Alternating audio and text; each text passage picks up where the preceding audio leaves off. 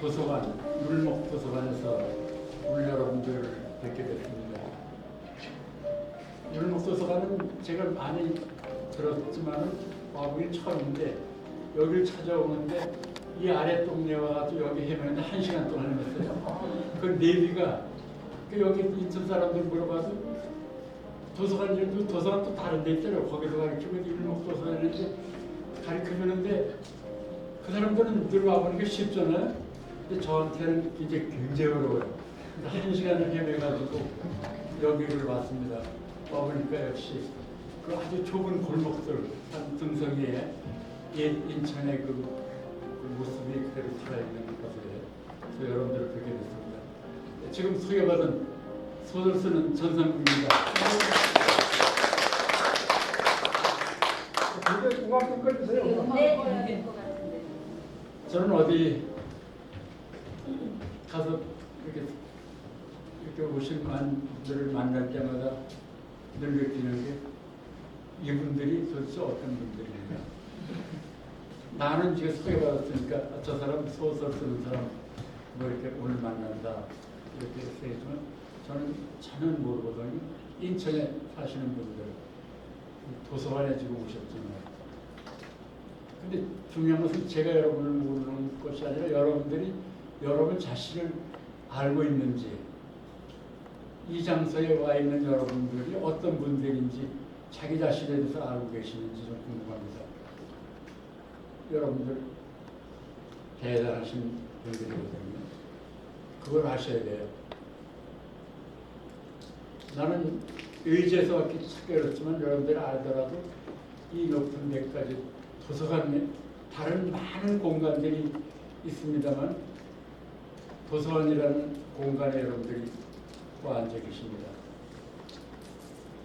도대체 왜 오셨습니까? 많은 갈 곳이 있는데도 불구하고 이 자리에 와 앉아 계신 분들 대단하십니다. 여러분들은 지금 제가 큰 길을 달려서 이제 골목길을 여기 돌아 여기로 왔는데 여러분들은 지금 어떤 오솔길에 들어와 계십니다. 여러분들이 이 아주 소중한 오솔길에 들어와 있다는 것을 여러분들이 아신다면 나는 내 인생에 어떤 오솔길에 지금 앉아 있구나. 남들이 가지 못하는 오솔길에 난 찾아 들어와 있다. 이거를 여러분들이 아신다면 여러분들은 서로 쳐다보시면서 당신 대단하십니다. 어떻게 오셨습니까? 선생님 대단하십니다. 어떻게 오셨습니까? 큰 성당도 있었는데 성당 곁에 어떻게 오셨습니까? 여기 와 계십니다. 우리가 세상을 사는 데는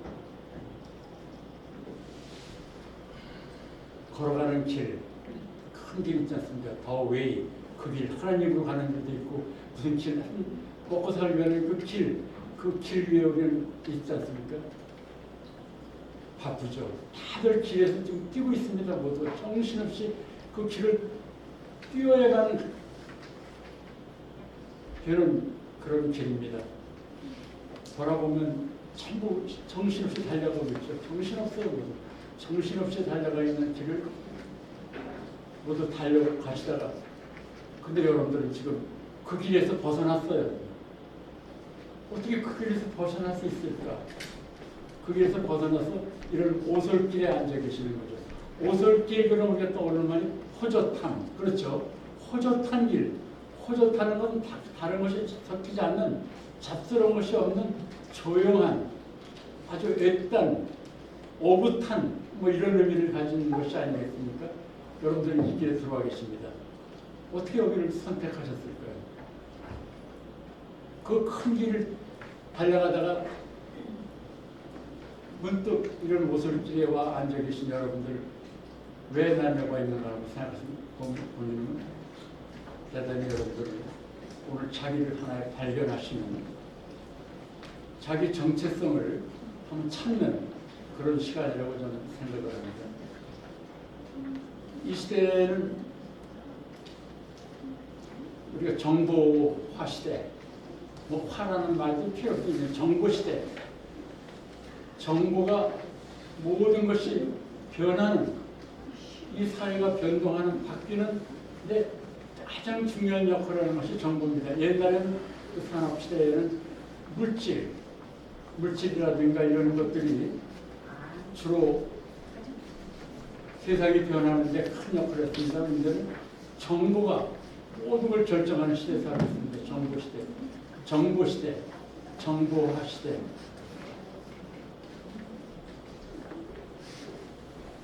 정보 그러면 어떤 팩트, 이게 사실이냐 아니냐 하는 팩트를 써서, 그 다음에 우리가 매일 하는 뉴스, 그 다음에 뭐 몇 %라든가는 데이터, 많은 데이터들을 쓰고 있는 사람, 많은 데이터들을 알고 있어야 되잖아요. 그 다음에 리포트, 어떤 보고되는 것들, 그 리포트를 통해서 우리는 정보를 알 수 있고, 그 다음에 인텔리전스, 지식정보, 학교 가서 공부하는 그것도 가장 중요한 정보죠.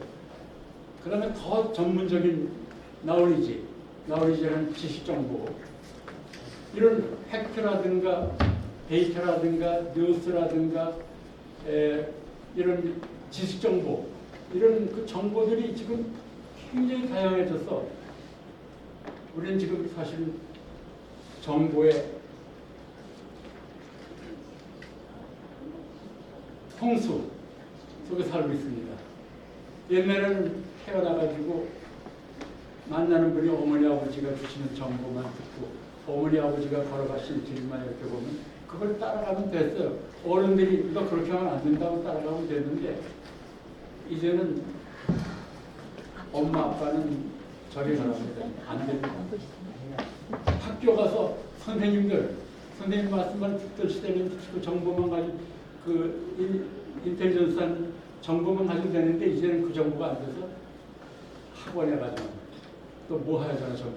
학교 그 정보만 가지고는 안 된다 이거죠. 지금 무서운 정보 시대에 지금 살고 있는데, 정보라는 것은 이 세상을 사는 데서 상대방을 아는 겁니다.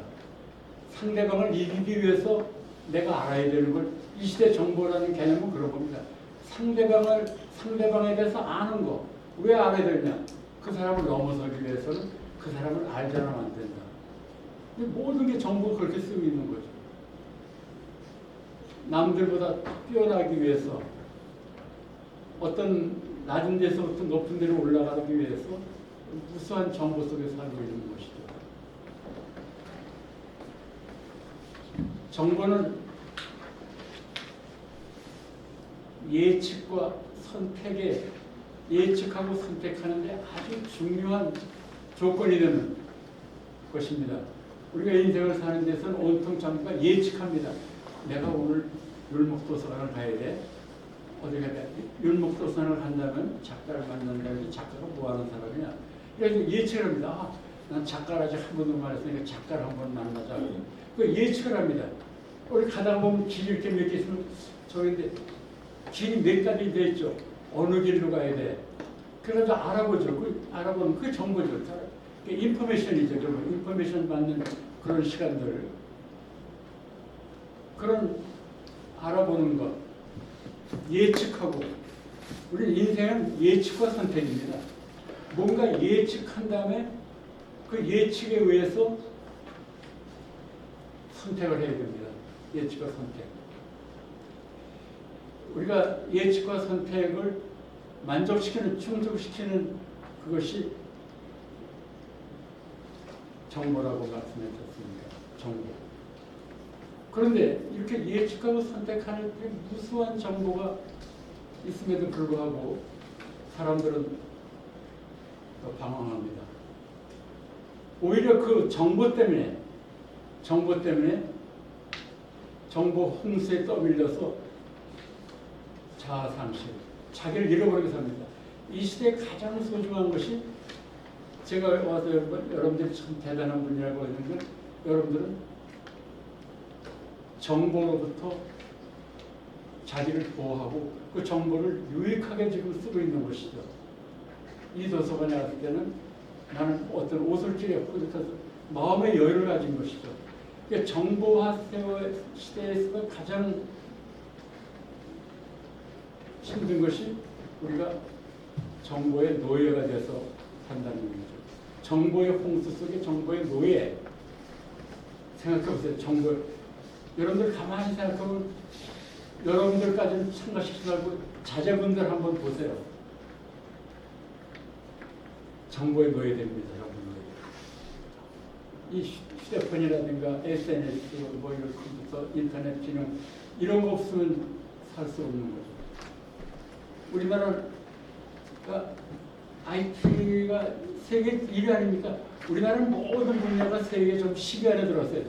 어떤 분야를 해도 아마 요새 흉악범 그것도 한 10위 안에 들었죠. 그것까지도 못 따라서 그것까지 요새 10위 안에 들더라고요.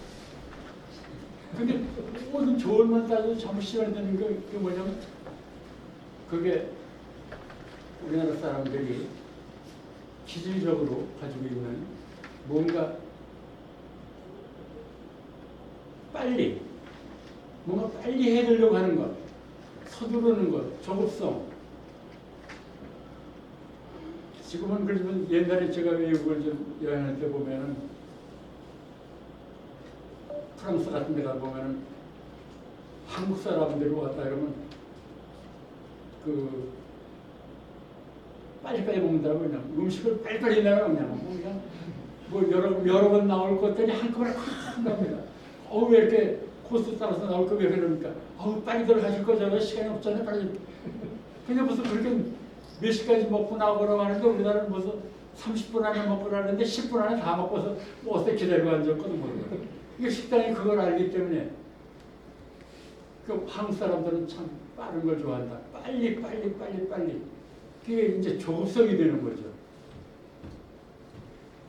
그 조급성이 뭐냐면 바꿔 말하면 뭔가 더 많은 정보를 남들보다 빨리 알기 위해서 하는 겁니다. 결과적으로 따져보면 남들의 정보를 뒤집는 것은 못 사는 것이죠. 근데 이제 그러한 우리가 예측과 선택을 충족시켜주는 그런 정보 속에 사는데 그런 것이 정보는 자금정보와 유익정보 둘로 나눠지죠. 그럼 제가 먼저 말씀드린 정보의 홍수 속에서 정보의 노예로 자기 정체성을 잃고 모두 사는 사람들을 볼 수 있다. 특히 퀵백 세대, 퀵백. 빨리 모든 반응이 빨리 오길 바라는 거죠. 뭘 하나 문자 메시지로 던지면 그거 안 오면 애들 미쳐요. 뭐 던져놓고 안 오면 야 이 새끼 봐라 이거 애들이 조급해서 미쳐요. 피드백이 빨리 안 온다고 그러죠. 피드백이 와야 되는데 안 오면 미치는 겁니다. 그러니까 그걸 퀵백 세대래요. 퀵백 세대. 이게 어느 일정한 아이들만 그런 게 전체가 그런 흐름 속에 놓여 있다는 거예요. 정신없어요.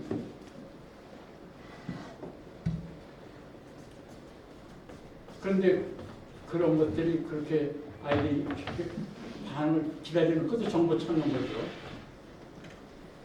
같은 정보는 어떻든 유익한 우리 삶에 유익한 그런 정보가 사실 제대로 된 정보인데 잡음 정보. 잡음이라는 말 정보는 정보인데 잡음 정보다. 잡음은 뭐가 들어야 될 걸 제대로 못 듣죠. 잡음이 있으면 들어야 될 걸 오류가 듣는데 오류가 생긴다든가 뭔가 잘못 들어가지고 잘못 해석이 되는 정보가 그렇게 되는 거죠. 잡음 정보와 유익 정보. 그럼 우리 모든 퀵백 세대라든가 우리가 이 시대를 살면서 그런 유익 정보만 가지고 살면 어떻겠습니까? 근데 속도, 빠른 거를 원하겠어. 속도는 정보라는 것도 생명이 속도의 속도, 양도 중요하지만 빨리 나보다 빨리 알아야 되잖아요. 근데 그 빨리 하는 것들이 거기 취하다 보니까 유익한 정보보다는 잡음 정보 속에 사는 것이죠. 잡음 정보 속에. 그러니까 자기는 없어져 버려요. 제가 대학에서 아이들한테 뭐 리포트를 내잖아요. 리포트를 내면 잘 써요. 아주 빨리 쓰는데 요새는 에어챗이라고 해서 그냥 거기도 막 나오고 쓰고 뭐 하는데 이게 붙을 책 꺼내놓고 인터넷 들어가 일본도 찾지 않습니까? 쭉 나와요. 쭉쭉 나오는데 그거를 읽고서 옮기면 좋은데 절대 읽지 않습니다. 거기 나오면 여기 읽고 나서 쭉 꺼내가지고 여기 꺼내가지고 척척 편집해가지고 제출하는 거죠. 그럼 컴퓨터한테 인사를 하고 나올 때 안녕히 계십시오. 저 언제 또 찾아오겠습니까? 왜 안 읽었냐 그러면 저 찾아올 거 아닙니까? 여기 언제나 계실 거 아닙니까? 그러니까 읽지 않고 읽더라도 고딕체만 읽어요. 중요한 건 축축축축 읽고 다 파악된 것처럼 여기 있을 거니까 시간이 없으니까요. 그래서 이제 제출하는 거죠. 그러니까 정보를 갖다 이렇게 무수화하는 그 정보를 활용하는 것에서 그게 이제 전부 자본 정보가 된다는 거죠. 특히 인터넷 속에 들어가서 정보를 찾는데 인터넷이라는 건 뭡니까? 그게 전기 관계자는 거예요. 커서가 움직이잖아요. 커서. 여러분들 그 커서 굉장히 중요한 겁니다. 커서가 움직이는 거예요. 커서가 움직이면서 컴퓨터가 지금 모니터가 살아있는 거죠. 커서가 움직이는 동안에 이 마우스와 커서가 움직이는 동안에 자기를 잃어버려요. 거기에 취해. 그것이 모든 걸 해야 된다고 보면 돼요. 커서가 움직이는 동안에 해야 된다. 그러니까 자기는 잃어버리고 그 속에 그냥 빠져가지고 안 되는 거죠. 또 인터넷 아들 읽는 거 보면 이렇게 책을 읽어야 되는데 이렇게 읽죠. 그냥 쭉쭉 이렇게 읽고 이렇게 읽는 게 아니라 이렇게 내려 읽습니다. 이거 빨리 읽는 거죠. 빨리. 그러니까 제대로 된 것이 아니라 자본 정보가 만들어진다는 거죠. 정보 시대에는 많은 정보를 빨리 정확히, 그다음에 정확히가 중요하거든요. 정보에는 많은 양, 그다음에 빨리, 속도, 빨리 많이 누구보다 빨리 알아야죠. 그다음에 정확성이죠. 정확성. 이 정확성 문제에서 언제나 우리가 아이들이 무너져 내립니다. 정확성까지는 필요 없어요. 그러니까 이제 혼란해지고 자본이 되는 그게 없는 거죠. 정보화 시대의 가장 중요한 거는 정보 마인드가 있어야 됩니다. 정보 마인드. 마인드는 촉각 아닙니까? 감각, 촉각. 정보에 대한 마인드. 정보 마인드라는 건 이 정보와 이 정보, 무수한 정보 속에서 뽑아가지고 내가 속한 조직에 이익이 된다고 생각하는 것을 추합해서 만들어낸 그 감각을 정보 마인드거든요. 아이들이 정보 마인드가 생기잖아요. 정보 마인드는 자기 정체성과 같은 거죠. 정보 마인드라는 건 그런 감각이 많은 정보 중에서 뽑아서 나한테 혹은 내 조직에 필요한 것만 탁탁 유기적으로 연결시키는 그 능력이 있어야 되는데 정보를 많이 하는 것까지는 좋은데 정보 마인드를 아이들이 작동시키지 못하고 있다 이거죠. 마비돼 있어요. 자본 정보에서. 어떻게 좋은지 혼란스러운 거죠. 정보 마인드를 떠오르는 게 한번 제가 얘기하는데 여러분들 한번 정보 마인드 작동을 생각해보세요. 외국입니다. 외국의 외국에 여행하다 보면 옛날 중세기 성들은 높은 산에 있죠. 높은 산에 큰 성이 있어가지고 성주가 살고 거기 있는데 그 높은 성에는 또 정원이 있어요. 정원에는 반드시 연못이 있습니다. 성의 중요한 건 큰 연못이 있는 거죠. 연못이 있고 근데 그 높은 성 연못에 물고기들이 살고 있습니다. 근데 뭐 정신없이 정보대로 재밌게 살고 있는데 한 아이는 그 물고기 하나는 아이들이 모두 싫어합니다. 뭔가 늘 생각하고 뭔가 좀 이상한 행동을 하는 거죠. 자기들하고 같이 즐기지 못하는 거죠. 근데 어느 날 성에 불이 났습니다. 높은 성에 불이 났는데 그 따돌림 받던 애가 얘들아 큰일 났다. 저기 봐라 성에 불이 났다. 우리 여기서 빨리 나가지 않으면 우리 모두 다 죽어. 그러니까 다른 애들이 쟤 역시 전 바보야 엉뚱해. 아니 성에 불이 났는데 물속에 있는 우리가 안전한데 빨리 나가지 않으면 죽는다니 쟨 문제야. 그래서 모두 천천히 그러니까 너나 나가라 너라 이렇게 걘 말이 안 들으니까 얘는 벌써 정보 마인드가 탁 돌아간 거죠. 성에 불이 난 걸 보고 빨리 나가자고 얘기하는데 정보를 줬는데 안 되죠. 그러니까 얘는 새끼를 빠져나가서 라인강 흘러가지고 지금도 그 자손들이 아직 살고 있거든요. 근데 그 성과 연못에 있던 물고기들은 어떻게 됐습니까? 다 죽었어요. 정보 마인드가 작동하지 않아서. 마인드가 작동한 아이의 말을 듣지 않았기 때문에 다 죽었죠. 왜 죽었을까요? 답변해보세요. 왜 다 죽었을까요? 물을 퍼서 불이 네? 물을 퍼서 불을 끄지 않았을까요? 네. 제가 여기서 말씀하시는데 제가 얘기하는데 계속 웃음이 들으시더라고요. 아주 이게 뭔가 마인드가 저거 통하시는 거지. 근데 그거 예 성이니까 지금 같은 서방차가 있겠지만 뭐 그도 그러니까 성에 불나면 그 왜 연못이 있느냐 제가 성에 반드시 연못이 있다 그랬죠. 그건 불났을 때 쓰는 연못이에요. 그 끌어올리는 거거든요. 물. 그 물을 다 퍼쓸 거니까 물고기 다 죽을 수밖에 없는 거죠. 이게 뭐 옛날에 무슨 어떤 공무원 시험이 그 어디 나왔다고 그러더라고요. 이 문제가 비슷한 문제가 나도 그걸 보고 알았는데 이게 마인드가 그런 겁니다. 그 안에는 불이 났고 물이 물에 있으면 불과 물은 서로 상반된 거다. 그래서 물 속에 있는 게 불보다 안전한 거다라는 이거에 사는 거죠. 이거. 근데 그걸 생각할 때 성에 불이 났을 때는 물이 없으니까 이 물을 퍼다가 불을 끌 거다. 이게 마인드가 작동하지 못한 거죠. 어쨌든 이 시대 우리는 정보화 시대에 정보의 홍수 속에서 그 많은 자본 정보 속에 유익 정보는 자본 속에서 헤매고 있습니다. 특히 나는 우리 청소년들 볼 때 조급성이라든가 또 갑자기 뭐 좀 이상한 성격이 막 나타나는 요즘에 왜 그 좀 묻지마 폭력들 뭐 막 생기잖아요. 그런 거. 그리고 왜 유사범죄 왠지 나 이런 걸 저지르겠다고 막 그게 잡히는데도 계속 변하죠. 그게 뭡니까?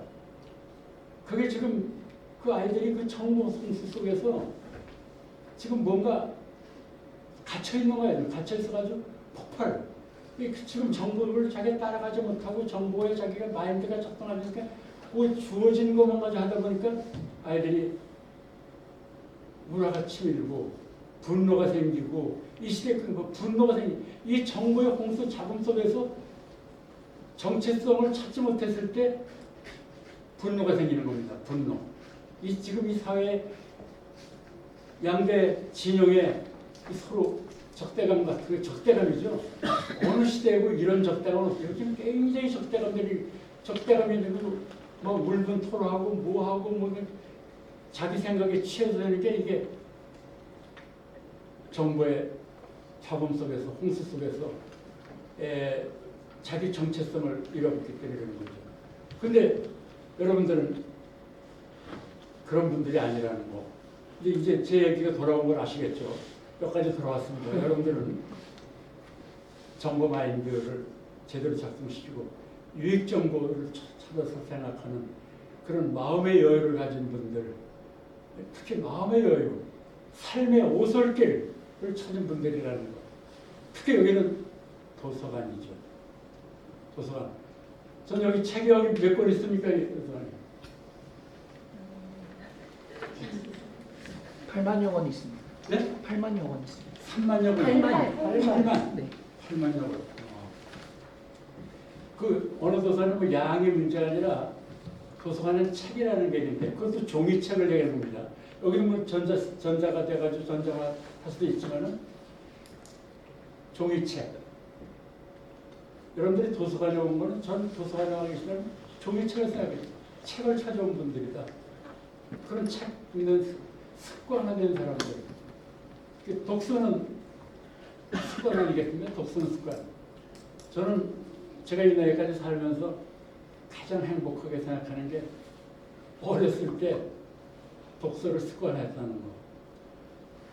어릴 때 남들하고 잘 어울리지 못하고 혼자 놀면서 하는 게 쓰는 게 독서가 제일 좋더라고요. 독서.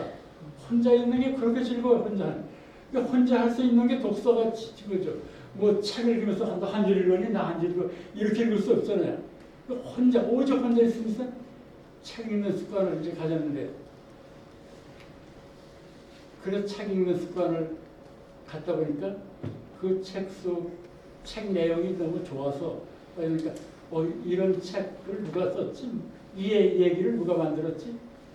그 책 만든 사람들을 생각해 보자고. 이런 내용을 여기 담은 사람은 도대체 누구지? 그 사람들을 생각하고 그 사람들을 담다 보니까 또 내가 읽은 책이 또 소설책이 많다 보니까 소설 이렇게 재밌는 거 나도 얘기 만들어보거든. 그래서 작가가 됐죠. 내가 책을 많이 읽다 보니까 그 다음에 책도 어렸을 때 읽은 중학교 때 읽은 책이니까 그 당시 탐정 소설이었어요. 지금은 추리 소설이라죠.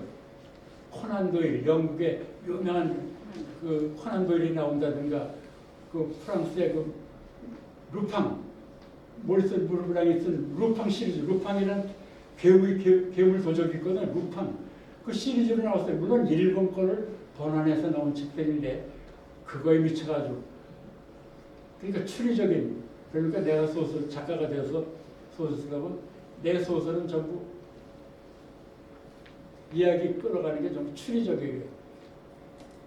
그 and then으로 나가다가 why, 왜, 갑자기 왜 이렇게 있었지, 어떻게 됐지, 이렇게 자꾸 이런 식으로 and then에서 why로 나간다 이거죠. 그러니까 추리적인 거예요. 추리적인 게 이렇게 그렇게. 근데 드라마 같은 거는 우리가 안방극장 여자분들이 즐겨하는 안방 드라마는 and then 구조뿐이죠. and then why가 없어요 그 속에. 그러니까 나는 추리소설을 읽으면서 and then 구조에다가 근데 why라고 쓰니까 why는 조금 더 이제 괜찮은 철학서죠. 예를 들면 그 당시 우리가 읽었는데 괜히 뭣도 모르고 톨스토이를 다 읽었어요. 톨스토이도 읽고 그 다음에 그 도스토옙스키라든가 뭐 러시아 문학 그런 것들 좀 그건 우울하고 좀 생각을 좀 해야 되는 거잖아요. 그러니까 and then에다가 생각은 why죠. 왜? 뭐 이런 쪽으로 이제 생각해 보니까 작가의 길을 가게 되는데, 어쨌든 어렸을 때 나한테 온 독서 습관이 오늘까지 이어져서 다른 사람들, 내 나이 된 사람들 보면 책 읽었냐고 물어보면 책 읽으면 머리가, 우리 사람들 왜 책 1시간 읽으면 잠이 온대요. 그러니까 수면제. 책 좀 읽다 보면 잠자겠다 그러더라고요. 이게 조금 있으면 잠이 오고, 그 다음에 머리가 아프고, 그 다음에 제일 중요한 게 눈이 책을 못 읽게 돼요. 이게 지금 독서하는 무슨 습관도 중요하지만 눈이 건강에 따라주는 거지, 눈은. 나는 다행히 눈이 좋아서 그 책을 읽는데 책 읽는 즐거움을 지금도 안다는 얘기죠. 난 이게 늘 행복해요. 그래도 어떤 분이 나한테, 어떤 동료 작가들이 책을 써서 나한테 보내면 그걸 나는 옛날에 바빠서 그랬죠. 요즘엔 전부 읽어요. 읽고 나면 참 책 하나 대단한 거거든요. 그 책 안에 작가의 모든 게 다 들었고 글 쓴 사람의 모든 데서 읽고 나서 느낌이 오죠. 다 읽고 나면 느낌이라는 게 오지 않습니까? 그 느낌을 그 사람한테 전하고 싶어요. 쓴 사람한테. 그거 되게 좋아해요. 모두가. 읽고 나서 이거 전해주면요. 읽었는데 뭐 이런 면이 참 좋더라든가 이런 어떤 정서를 이런 식으로 처리하는 게 좋다든가 시집을 읽고 그러면 그게 좋아하더라고요. 내가 좋은 거, 내가 그 책에서 어떤 책이든지 좋은 면이 있어요. 나는 좋은 면만 얘기하거든요. 이거 듣는 사람은 굉장히 좋죠. 나쁜 면도 있지만 그러나 나쁜 면까지 얘기해도 내가 좋은 것만 느끼는 것만 얘기 전해주는 거예요. 그래서 독서 습관이 된 거를 난 행복하게 생각합니다. 그리고 독서는 우리 습관이 됐을 때 자기 인생의 어떤 반려로서 길로서 마음의 여유를 찾는 최적의 길이지만 더 중요한 것은 독서는 인격이라는 겁니다. 인격. 저는 이 말을 참 좋아하는, 독서는 인격이다. 책은 인격이다. 책은 인격이다. 어느 부부가 아주 사이가 안 좋아서 서로 좋지 않고 서로 자존심들이 강해서 이제 늘 부딪히는 부부가 있다 그랬는데 특히 남편의 문제가 많죠. 남자들 계신 남편들 아내를 무시하는 거죠. 야, 너 남편이 들어왔는데 늦게 했는데 자빠져 자고 있니? 자빠져 잔다는 말을 쓰죠.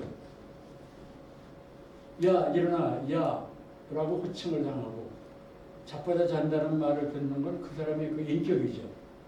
남편이 너 남편을 알기 무섭거나 남편이 들었는데 자빠져 자고 있어? 혹까지 고 자빠졌어? 이렇게 그 자빠져 자는 인격 그 여자가 본인이 만든 거죠. 남편이 물론 그렇게 볼 수 있게 없는 게 있다고 하면 여자 아내 스스로가 만든 인격이라고 저는 생각합니다. 그런데 어느 날 자빠져 자는 그 인격이 남편이 돌아보니까 술 먹고 돌아보니까 맨날 지금도 자빠져 자는데 그 머리맡에 책이 하나 놓여있어요. 도톰한 책. 야 하고 발길에 책이 인격이거든. 야 하고서 엉덩이를 걷어차는 남편이 들었다가 놓습니다. 왜 놓습니까? 책 때문에. 책이 있는데 어떻게 발길을 들으니까 그 책을 들어보죠. 무겁죠 우선. 자기가 밖에서 술 먹어 술잔 드는 것보다 훨씬 무게가 있는 때죠. 그렇게 제목을 보니까 자기 근처도 못 가는 그런 내용, 뭐 존재의 뭐 어쩌고 해가지고 갑자기 아내가 이렇게 이야 네가 다 이런 거 있냐? 이제 그 다음에 말이 부들 네가 다 이런 게 있냐? 인연입니다. 갑자기 그 아내의 인격이 학교 갔다 온 아이들이 집에 와서 엄마 막 힘드니까 엄마 나 왔어. 그러니까 너 왔니? 너 오기 전에 내가 너 올 때 낮에 너 본 드라마 있지? 내가 낮에 봤거든. 그런데 걔가 뭐 어쩌고 뭐 그 드라마 얘기를 막 엄마 그래서 그랬구나. 그런데 맨날 그 드라마 얘기를 전해주는 엄마가 갑자기 오니까 그러니까 엄마 좋아했으니까 시집을 읽고 있어요. 애는 발견이 놀라운 발견입니다. 아니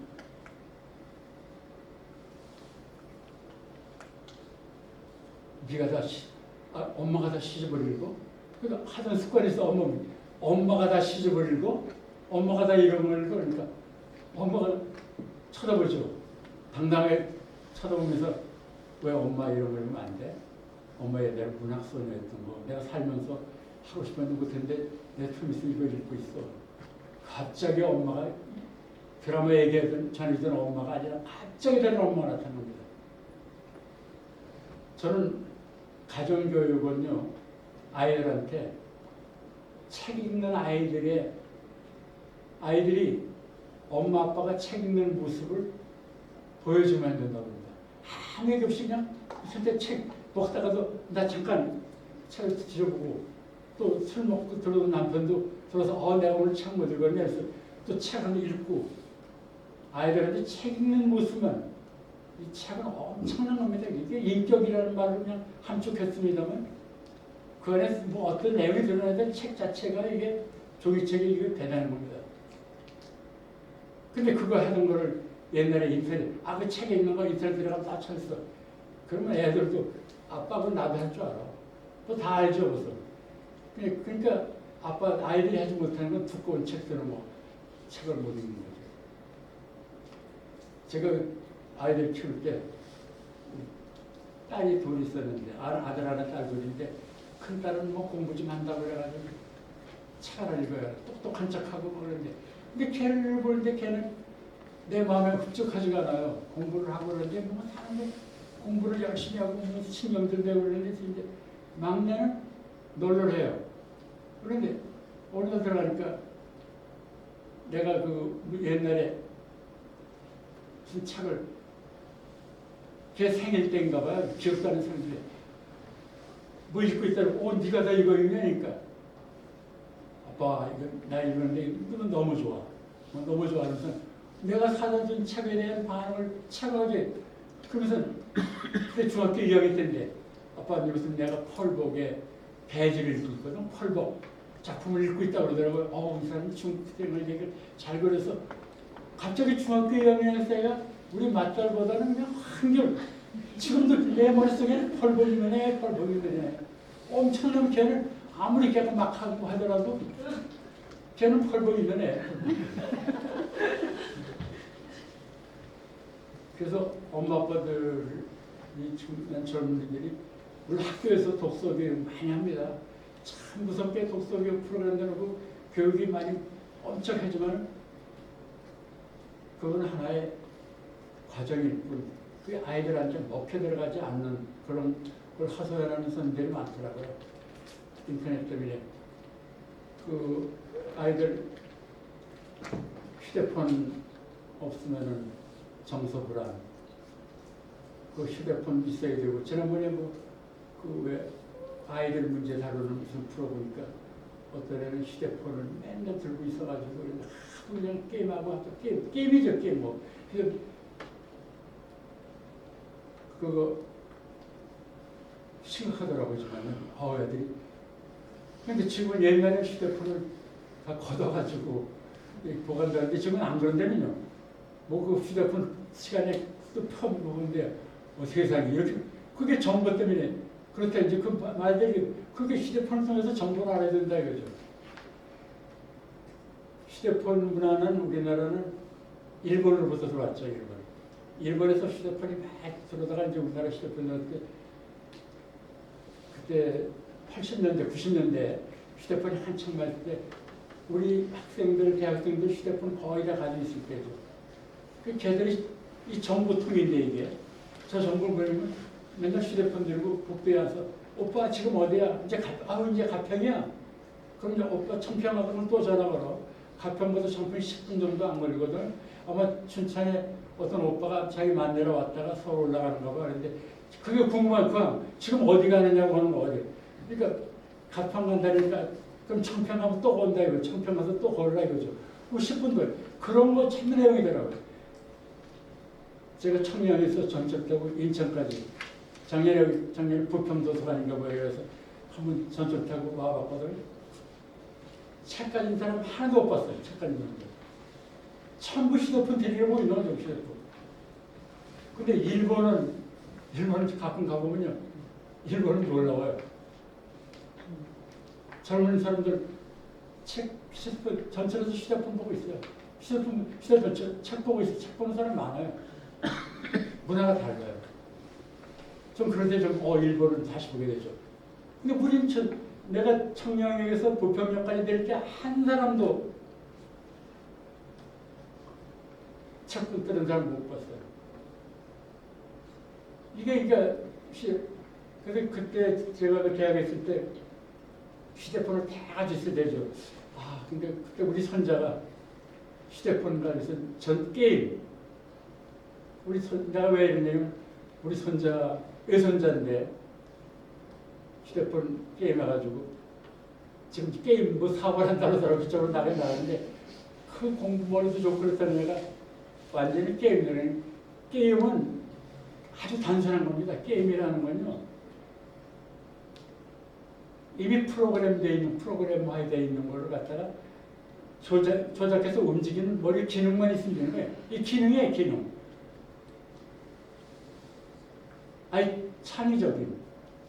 창의적인 크리에이티브한 그런 것을 크리에이티브가 없습니다. 거기는 이미 크리에이티브한 게임으로 만든 거를 활용하는 능력, 성우는 능력 이것만 발달된 거죠. 그러니까 창의적인 그런 게 없는 거죠. 그래서 제일 이제 나쁜 게 근데 우리 손자가 여기서 게임에서 그냥 뭐 처음하고 다투고 뭐 그냥 경쟁하더니 미국 가더니 1년 동안 미국 가서 생활하다 보더니 게임을 안 하게 되더라고요. 그 어느 했으니까 거기 게임하는 사람들이 없어. 애들이 게임을 안 해요. 하는 애들 만날 수가 없어요. 게임도 상대가 있어요. 그러니까 안 하니까. 그러더니 그 다음에 또 한국 돌아가시고 또 게임하더라고요. 한번 빠지면 그 중독이라는 거, 중독 때문에요. 절대 안 됩니다. 인터넷, IT가 그 정보하는데 중독성. 이게 이제 제일 문제인 거죠. 중독성은 어느 한데 몰입한다 이거죠. 거기 몰입하기 전에 자기는 없어요. 자기 상실이죠.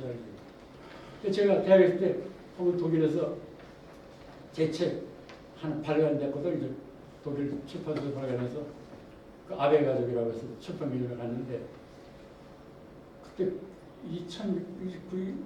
1900년대 말인가 갔는데 어느 대학을 들어갔는데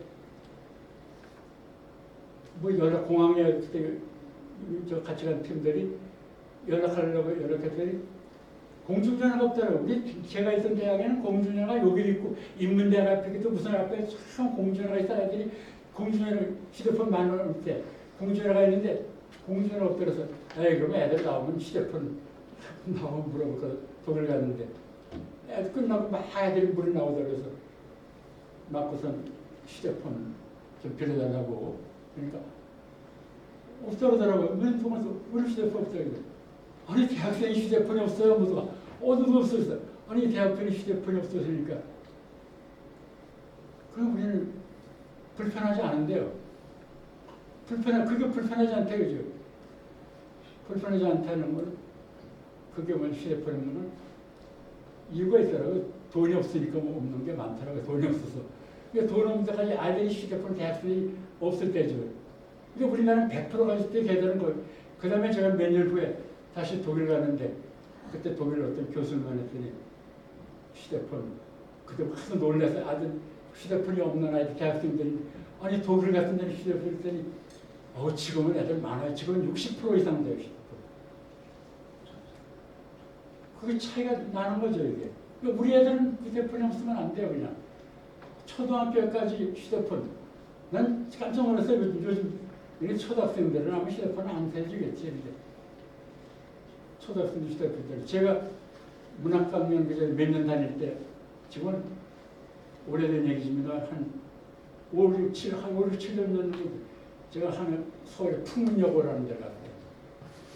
광화문 서울 풍문여고 가서 강당에 학교 쫙 많았다 그러니까 그냥 휴대폰들로는 전부 그 이제 내렸으니까 전부 휴대폰 꺼놓으라고 그러더라고 이제 수업이 끝나고 이제 마지막 강의 내려오니까 휴대폰 꺼놓으라고 했나 봐. 그러니까 휴대폰 담임 선생님들이 야 휴대폰 꺼 내렸으니까 휴대폰 꺼라고 했나 봐. 그래서 신기하더라고요. 휴대폰을 압수했다가 내줬구나. 그래서 강의 가서 혹시 이 시대 이 서울 한바닥에 휴대폰 아직까지 없는 사람 있어요? 난 궁금했어요 정말. 그러니까 와 애들이 웃더라고요. 말 같지 않은 거 물어보죠. 서울시 같아서 고등학생들이 말 같지 않은 휴대폰 없는 손 들어보니까 하나도 안 와 그러더라고요. 그래서 나는 내가 참고 아니 그래도 혹시 있을지 모르니까 휴대폰 없는 사람 손 들어보니까 아들이 서로 막 들어보더라고요. 내가 진지하게 물어보니까 한 애가 여러 손 들어더라고요.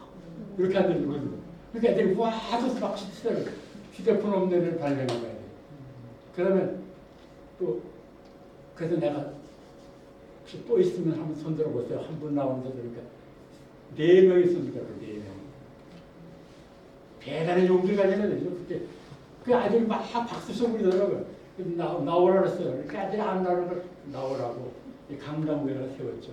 그러니까 나오는 동안에 애들이 막 이상한 동물하고 산다 이거죠. 이 시대에 어떻게 휴대폰 없는 애들하고 사느냐 이거죠. 세워놓고 내가 하나하나 물어봤어요. 무슨 내가 물어본 게 휴대폰이 없어 불편해서 어떻게 살지 그랬더니 저는 남들은 다 그러는데 불편한 걸 모르거든요. 뜻밖의 나와요. 애들이 와 애들이 조용하죠. 불편한 걸 모른대요. 다만 불편하다면 친구들한테 미안한 걸 있어요. 친구들이 저 때 휴대폰 없는 애 저 때문에 아주 많이 힘들어하거든요. 그 얘기를 그러더라고요. 그러니까 애들이 와 하던 애들이 정숙해지는 이런 애가 있구나. 이런 세상도 있구나. 그러니까 또 하나 애한테 아니 휴대폰이 아직까지 없지? 휴대폰이 없이 어떻게 살았더니 아버지가요 대학 갈 때까지는 휴대폰이 절대 안 된다고 말씀하셨어. 그러니까 애들이 막 웃더라고요. 그래서 이 시대 아버지 말을 듣는 아이가 있구나. 아버지 말은 딸이 있어요. 아버지 말을 듣는 딸이 있어요. 아이들이 그거 발견한 거죠. 와 아버지 말을 듣는 딸. 지금 안 그렇잖아요. 집안에서 아버지 말을 어떻게 듣니까 아버지 말은 그러니까 근데 그런 식으로 몇가지 내가 몰라서 휴대폰 그러니까 아이들이 대답하는데 쑥스러워하면서 대답하는데 그게 놀랍더라고요. 아이들이 숙연해지는 겁니다. 어느 사회가 그래요? 우리가 지금 묻지마 폭력 지금 세상이 다 그런 것 같죠? 사실은 아니에요. 여러분들 같은 분들 있잖아요. 그거 분개하는 그런 거 하는 그런 사람 얼마나 많습니까? 이 사회가 지탱되는 그런 거죠. 그러면 휴대폰 다 있을 때 없는 애들, 이 아이들은 뭐 하냐고 제가 물어봤더니요. 휴대폰, 처음엔 그 휴대폰이 없어서 마음이 많이 힘들었지만 조금씩 그 없는 시간에 작은 아이들이 휴대폰 보고 뭐 그런 시간에 자기는 좀 더 유익한 시간을 가져보니까 더 유익한 게 무엇일까? 그게 휴대폰을 이용하는 대신 그 대신 내가 충족할 수 있는 뭐가 있을까를 찾았다는 얘기더라고요. 그러니까 이제 그냥 공부인가 하니까 뭐 그런 것도 있고요. 뭐 또 다른 취미도 있다 이거죠. 이런 걸 얘기하니까 이 시대 젊은이들 속에 많다 이거죠. 아무튼 지금도 가면 어느 학교에 가면 한두 명은 있을 겁니다. 휴대폰을. 먼저 텔레비전 무슨 프로인지 모르는데 KBS 무슨 프로 나오는데 어떤 분이 나와서 근데 그러면 지금 텔레비전 안 보시니까 우리 집은 텔레비전 전혀 안 봅니다. 아니 텔레비전을 지금 전혀 텔레비전을 안 보는 아이들하고 그럼 아이들 안 보죠. 어떤 학자인데 그 얘기를 하더라고요. 난 깜짝 놀라서 저건 내가 잘못 들은 건가? 근데 또 확인하더라고요. 지금 텔레비전 안 본다 이거죠. 우리 아들이 손녀 나고 키우는데 걔는 손녀는 우리 집에 오면은 왜 무슨 방송 있잖아요. 그 KBS 뭐 MBC 이런 거 말고 또 다른 방송도 있잖아요. 그게 안 나오기 때문에 걔는 그게 나오는 게 신기해가지고요. 지금 대학교 가는데 아주 우리 밤새워 보려고 그래 밤새워. 근데 저 아빠한테 맨날 그거 좀 얘도 넣어줘라. 다른 애들 지금 다 좀 듣고 그러는데 그 정기적인 프로 몇 개만 나오는 그 프로 보는데 지가 그렇게 원하지 않아요. 저는 그거 보는 게 별반 좋지 않았어요. 이러더라고요. 근데 아마 그 우리 아들이 내 얘기로서 들은가 봐요. 아마 그러니까 내 얘기 맞추려고 우리 집에는 이제 애들한테 그 텔레비전 그런 거 안 보인다. 그런 오락 프로. 지금 제가 정보에게다 빗나갔습니다만 그런 오락 프로에 나오는 아이돌이라든가 가수 참 여기 이것도 정보거든요. 내가 알고 내 능력이 저기에 따르지 못한다는 그 좌절감. 아이들이 지금 굉장히 지금 이거 내가 공부를 하고 있어 아무것도 아닌 것 같은 거. 저기 무대에 올라가서 저렇게 현란해야 되는데 사실 아이들이 찾고 있는 그 속에서 전부 정보가죠. 이거 웹툰, 그 영상, 특히 영상을 통해서 우리가 영상을 통해서 아이들은 세상과 만나죠. 사회와 영상을 통해서 만나는 것. 그럴 때 종이책을 만나서 세상과 만나고 사람과 만나고 하는 이것은 나는 여러분들을 달리 보는 여러분들은 독서의 습관이 되고 자기 정체성을 살리고 삶의 오솔길을 찾아 들어오신 분들이라는 걸 제가 말씀드렸어요. 이 정보 시대에 종이책 읽는 그런 습관, 종이책은 천천히 읽게 되잖아요. 인터넷이라든가 이런 전자매체를 만나는 그런 것들은 전부가 반응이 와야 돼요. 반응. 거기서 만나는 글들은 아까 피드백이 와야 되는 피드백 쌍방과 통하는 이런 즐거움. 아이들이 그 댓글 쓰는 거 있잖아요. 무엇을 할 때 댓글 쓰는 거. 이게 문제입니다. 댓글이. 여기에 그 정신이 자기의 정체성이 들어가지 않고 날아다니는 그런 것도 정보를 와서 그러니까 자기 감정, 그냥 자극적인 그런 감정만 여기 표현하게 되고 생각의 깊이가 없는 것. 그럴 때 나는 종이책과 관계되는 분들, 종이책을 읽는 사람들 보면 정말 존경스러워요. 그 인격을 제가 얘기를 많이 빗나가 왔습니다. 그런 걸 생각해 봅니다. 그러면서 저는 여기 오신 분들이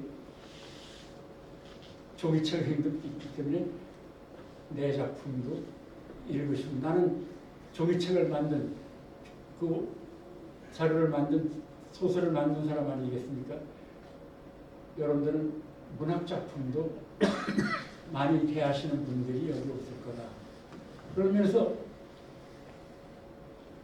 그 피드백을 원하는 픽백 세대들은 그 정서적인 불안감에 쌓였거든. 정서적 불안감. 근데 문학 작품이라는 건 정서적인 불안감을 오히려 채웁니다. 시간. 문학 작품이라는 건 시간과 역행하는 그런 면이 있거든요. 생각하면서 읽어야 되니까. 그러니까 인터넷에는 생각함이 있지 않고 그냥 떠오르는 그대로 그냥 파다 쓰는 건데 커서가 움직이는 동안에 뻑뻑 불안하니까 빨리 받아들이는 거죠. 깊이를 생각하는데 종이책이라는 건 들었을 때 무게만큼 생각하면서 그 내용을 자기 안에 집어넣어서 그걸 굴려가면서 뭔가 새로운 걸 만들어낸다는 거죠. 그럴 때 그 종이책을 만들게 된 한 장본인, 저도 소설 쓰는 사람으로서 여러분들 만남이 특히 좀 감동이 남다르다는 얘기죠. 아, 내가 쓴 소설도 혹시 여러분들한테 읽혔으면 하는 그런 바람. 뭐 지금 못 읽어서 그런 것보다도 앞으로 여러분들이 나는 전상무 이런 사람 종이책을 그렇게 강조하는데 그 사람들도 한번 읽었으면 어떨까 해서 지금 제가 이제는 이 시대의 정보 시대의 종이책 그런 습관, 그런 마음의 여유 이런 것도 중요하지만 그 종이책을 만들게 되는 작가, 작가는 도대체 어떤 사람인가? 이 얘기를 조금 하도록 끝내겠습니다. 여러분들 작가는 어떤 사람입니까? 작가라는 거. 나는 내 동료 작가들 나를 보듯 좀 괴물 같아. 괴물. 정상적인 인간이 아닌 사람들. 괴물. 저 사람 괴물. 어떻게 이따위 얘기를 만드냐. 어떻게 이렇게 괴상스러운 이런 얘기를 만들어내. 어떻게 이렇게 무서운 얘기를 만들어내. 정상적인 인간이 아니라 괴팍스러운 성격을 가진 그런 게 작가가 아닌가. 모든 경험이 많아야 작가님. 예? 모든 경험이 많아야. 아, 그래, 경험. 근데 경험이 많아야 소설 쓴다. 아니에요. 물론 경험, 체험이 문학작품이 될 수 있어요. 체험이 바탕이 될 수 있지만 오히려 체험이 경험을 많은 걸 문학작품으로 만드는 건 아니거든요. 예를 들어서 제가 전쟁 분단 문제를 얘기할 때 제가 체험하지 못한 세계 그때 어느 때 피란을 갔어요. 피란을 가서 그 현장에 중공군이 들어온 걸 몰랐거든요. 중공군이 들어온 말도 그 사람들이 중공군이 어떻게 쏴나버리고 뭐 마을 헤매들 그 장면을 못 봐서 이제 피란을 갔다가 들어왔더니 아이들이 그 얘기를 하는데 얼마나 부러운지 내가 그 세계를 체험하지 못했죠. 그 세계를 체험하지 못했더니 그 세계를 내가 소설을 그려내게 됐어요. 그러니까 작가들은 원래 우리가 소설에 바다면 이만리가 있죠. 저 잠수함 터져라 저 아래 바다미 속의 세계를 누가 가봤겠어요? 근데 그 바다면 이만리를 그리고 가보지 않은 세계. 체험도 소설 속의 체험도 중요하지만 체험보다 중요한 것은 문학이라는 건 상상력이라는 겁니다. 상상력. 오늘 지금 그 말씀을 드리는 거죠. 상상력이라는 것. 제가 어느 날 제가 서울 살 때 그 직장은 춘천에 있으면서 이제 서울 올라오면 열심히 이제 소설 쓰고 있거든요. 여름날 쓰고 있더니 우리 사람이 문을 열고 들어와서 남편이 소설을 쓰는데 문을 열고 들어오는 이런 아내 이건 안 되잖아. 내 기분은 그랬어요. 그래서 내가 대답하니까 여보 뭐 할 얘기가 있는데 대답하는 거 아무도 했으니까 과일을 갖다 놓더라고요. 그리고 얘기하자 이거죠. 과일을 탁 밀어놨어요. 한참 내가 지금 거짓말 만드는 거예요. 서양강에 어떤 사람이 횃불을 갖다가 놓고서 물에 빠져 죽어요. 죽었을 때 거꾸로 엎드려 있을까 넘어질까 머리카락은 어떨까 지금 그걸 생각하면서 내가 가보지도 않은 그런 걸 서야만 그걸 그리려고 그림하고 있는데 우리 사람이 뭐 얘기를 하니까 신경질이 나죠. 남편이 소설을 쓰고 있는데 와서 얘기를 해서 이게 안 되니까 그래서 내가 텅 밀어놨더니 아내가 나가다가 뭐라냐면 무언 거짓말을 하고 땀을 뻘뻘 흘리고 나는 그때 깨달았어요. 득도했어요. 득도. 아 내가 쓰는 소설은 거짓말인데 거짓말. 가만히 생각하니까 전부 거짓말이더라고요. 소설은 거짓말 이야기입니다. 거짓말 이야기. 작가가 만들어내는 거짓말 얘기입니다. 그 거짓말 얘기는 왜 거짓말을 하는가? 그 거짓말을 만드는 상상력 아닙니까? 그럼 거짓말은 왜 거짓말하는가? 작가가 소설을 이야기를 통해서 거짓말을 꾸며내는데 그럼 왜 거짓말 이야기를 꾸며내는가? 있는 얘기만 해도 되는데 다큐멘터리, 체험된 얘기 그거 되는데 그건 소설로 안 그러잖아요. 왜 거짓말입니까? 이렇게 한번 문학을 생각하면서 작가 편 좀 대주세요. 왜 거짓말하는가? 좋게 믿게 하기 위해서 이 말입니다. 우리가 세상 살면서 거짓말 왜 합니까? 상대가 내 말을 믿으면 거짓말 안 해요. 나 여기 이렇게 갔었다니까 에이 네가 언제 갔었어?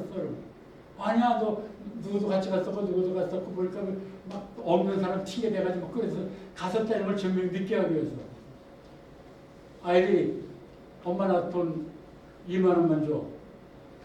우리 저 애들 저기 어디 가려고 그러는데 어느 선생님 반에는 갔다 그러는데 그 엄마가 뭐 2만 원씩 하루 갔다 그러는데 2만 원이야. 그러니까 엄마 옆에 반은 선생님이 거기 잘라서 거기는 5만 원씩 냈는데 우리는 2만 원밖에 안 되는 거예요. 거짓말이죠. 그러니까 엄마가 2만 원 주면서 기분 좋죠. 그러면서 다른 애들은 바보 같아서 5만 원 내고 있는데 우리 아들은 좋은 담임을 만나가지고 2만 원밖에 못 낸다. 그 거짓말에 엄마가 감동하는 겁니다. 이 세상에 있는 거짓말들은 나쁘죠 물론 그렇지만 작가가 하는 거짓말은 이것이 아름답다는 것을 얘기할 때 어떻게 아름다운 것을 강조하기 위해서 거짓말을 합니다. 이 세상에 있는 의미, 이 세상에 있는 질서, 이 세상에 있는 가치, 이 세상에 모든 게 다 가치가 매겨져 있고 의미가 정해져 있고 질서가 정해져 있습니다. 작가들은 좀 괴물이라는 게 그거예요. 그걸 부정하고 싶어요. 그렇게 사는 게 난 이렇게 사는 게 더 좋은데 마음에 부정하고 싶은 그런 걸 얘기했는데 사람들이 미쳐. 입이 다 정해져 있는데 세상에 몇백 년 살면서 이건 나쁜 놈, 이건 좋은 사람 이렇게 살아야 돼. 이건 좋은 거 다 점수가 매겨져 있는데 작품 소설 속에서는 이게 아름답다 그러는데 이건 아름답게 이게 오히려 추한 거야. 이렇게 얘기를 하니까 거짓말할 수 없죠. 어떤 마을에 어머니가 살고 있는데 아들이 돌아왔어요. 아들이 돌아오자마자 마을 사람들이 모두 쉬시면서 저 집 저 가볼 때 아들이 돌아왔대. 그 집 아들 만나지 마라. 큰일 나가지고. 그러니까 그 어머니도 아유 우리 아들이 또 죽지 않고 살아왔어요. 나 저는 어서 죽었다는 소리 들으면은 내가 춤을 출 거예요. 내가.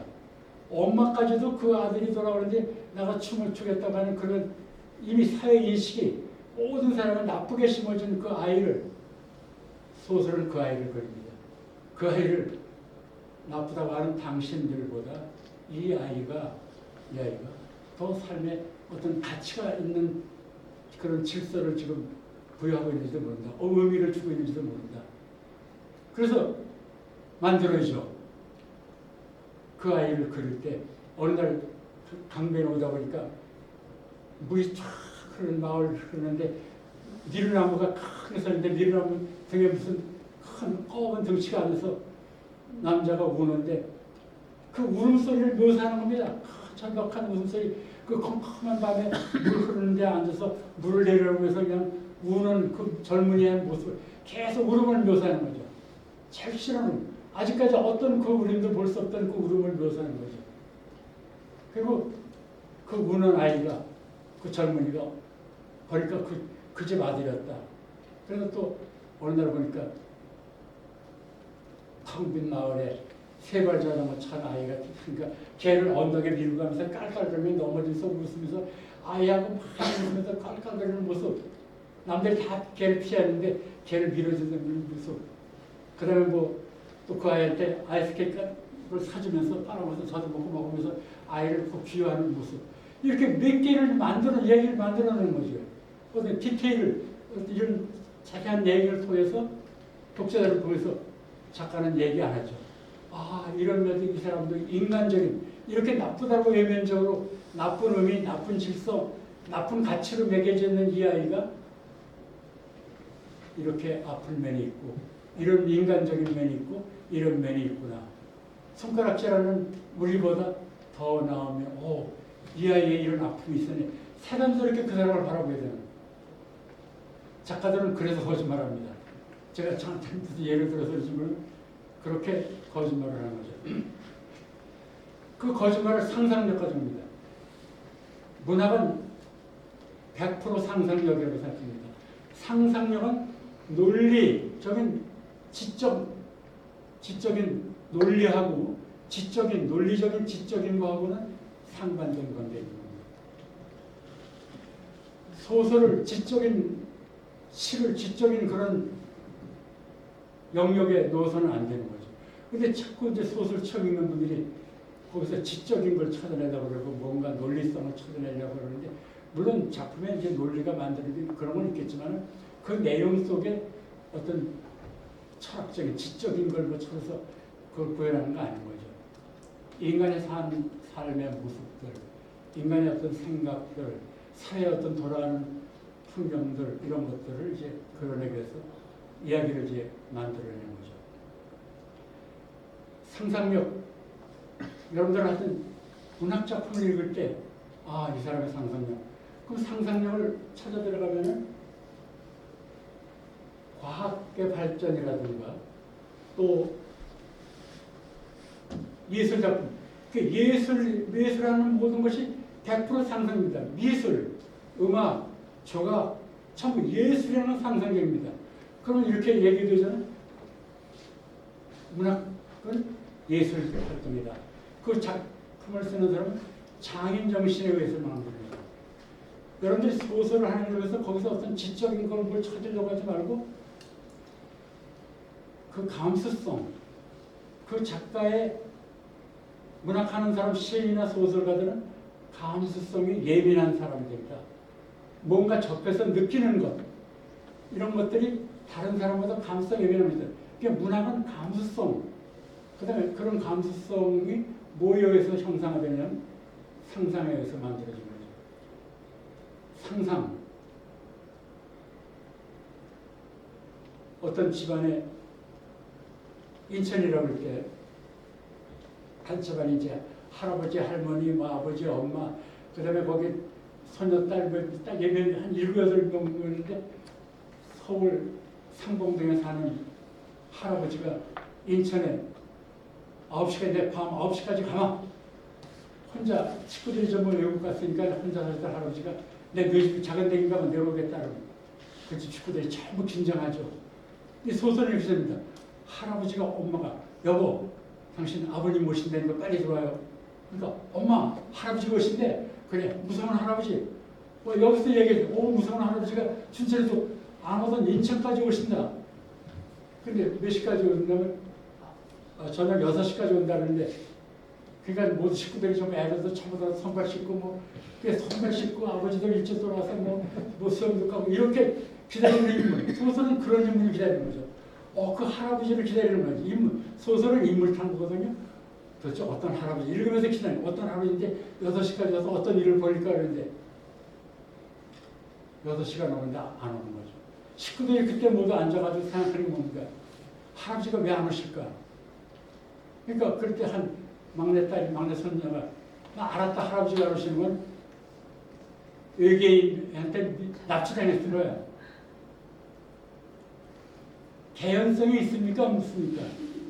상상력의 중요한 건 개연성이라는 건데, 소설에서는 개연성, 그렇게 될 수 있는 것, 이것이 개연성이 없는 거죠. 나 알았다. 외계인은 아니야. 북한에 납치됐을 거야. 근데 어느 정도 개연성은 현실의 개연성이 있지만 실제적인 개연성은 모자르죠. 근데 그런 외계인에 납치되고 뭐 하고 웹툰 세계에서는 돼. 웹툰 세계에서는 아주 강하죠. 망상, 환상, 망상적인 그런 세계는 상상하고 다른 겁니다.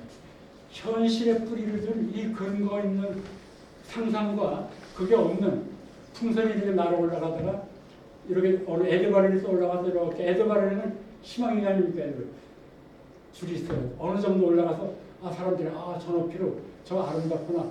요 정도까지 이게 이상이에요. 이상.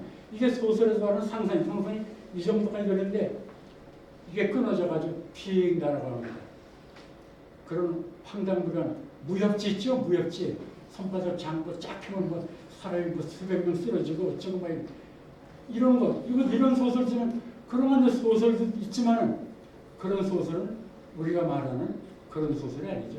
격이 낮은. 그래서 대중 통속 소설, 무협 소설 내가 지금 얘기하는 작가로서 나는 그런 황당무계한 그런 게 아니라 개연성을 가진 상상력. 그러니까 그럴 때 납치되고 그러면서 그때 할아버지가 어떤 애가 알았다. 할아버지 술 좋아하시지. 개연성 있죠. 왜 할아버지 술 좋아하시지? 할아버지 술 좋아하시는데 할아버지 술 좋아하시지. 이거 하나만 가지고도 얘기해주죠. 오다가 여기 시흥 오다가 부평쯤 오다가 친구 있잖아. 친구 있다는 개연성. 그 친구 있다는 게 앞에 나오죠. 친구 있다는 개연성이 있어서 친구 만나서 술 먹는 그 할아버지. 와 어떤 애가 얘기하니까 그 상당히 개연성이 만들었죠. 근데 소설에서는 그런 할아버지 안 그리고 여기까지 그리는 소설은 이건 잘못된 소설이에요. 이런 소설 많지만 그런 할아버지는 소설의 캐릭터가 안 나오는 거죠. 물론 술 마시는 할아버지 정도를 식구들이 긴장해서 기다리는 그런 소설은 안 되죠. 그럼 어떻게 되냐면 엄마가 예전 듣고 있던 엄마가 여보 아무래도 난 이상해요. 뭔데 이상해? 아버님이 아무래도 또 큰일 벌이시는 것 같아요. 독자 긴장하죠. 큰일이라니. 그러니까 모든 독자들이 막 긴장하게 만드는 큰일이라니.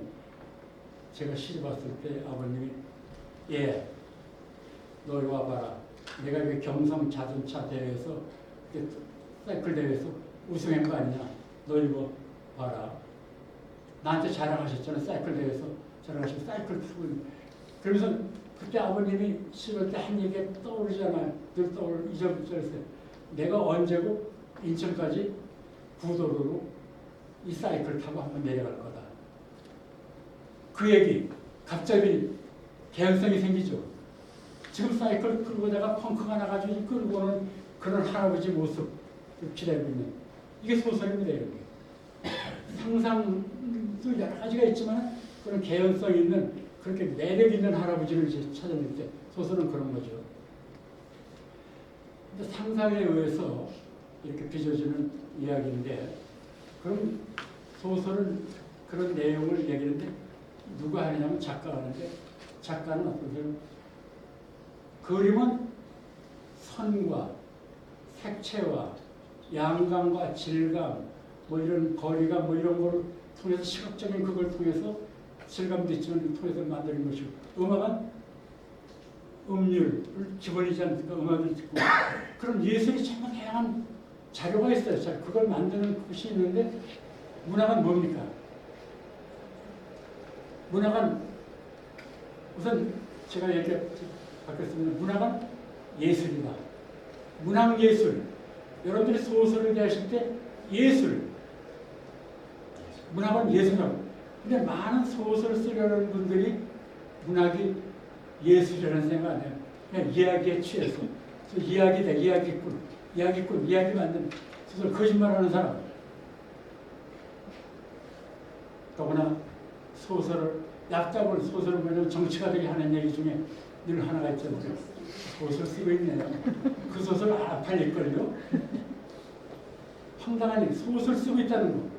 그분들이 소설을 물론 모르니까 하는데 그분들이 우리나라 정치가들은 전부 꾼들이기 때문에 정치가가 없기 때문에 꾼들만 있기 때문에 그 사람도 소설을 몰라요. 진짜. 그러니까 소설을 쉽게 예를 들죠.